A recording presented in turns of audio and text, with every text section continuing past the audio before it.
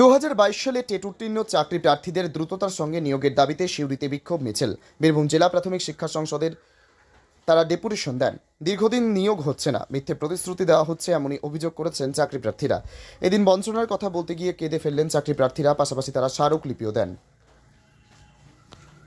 হ্যাঁ, আমরা 22 সালে যে পশ্চিমবঙ্গ সরকার যে টেট পরীক্ষা নেয়, সেই টেট পরীক্ষা উত্তীর্ণ আমরা, প্রাথমিক টেট।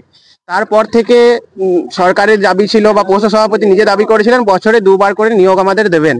কিন্তু 22 সালের পর থেকে আজকে 25 সাল হয়ে গেল, এখন আমরা ইন্টারভিউ যে নোটিশ সেটা পেলাম না। তাই আমাদের দাবি এইটাই যে আমাদের ইন্টারভিউ দেওয়ার নোটিশ দ্রুত প্রকাশ করতে হবে এবং যে পর্যাপ্ত ভ্যাকেন্সি মানে 50,000 ভ্যাকেন্সি সহ আমাদের ইন্টারভিউয়ের নোটিশ প্রকাশ করতে হবে এবং আমাদের যোগ্যতা প্রমাণের অধিকার আমাদেরকে দিতে হবে এবং আমাদের স্কুলে নিয়োগ করতে হবে। না হলে আমরা বৃহত্তর আন্দোলন যাব। আমরা তো রাজপথে আসি, আমাদের আন্দোলনকে আরো সংঘবদ্ধ করব এবং আমরা আমাদের আন্দোলনকে চালিয়ে যাব।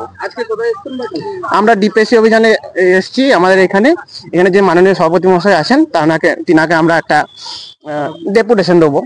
এটাই। আমার নাম মাধব ঘোষ।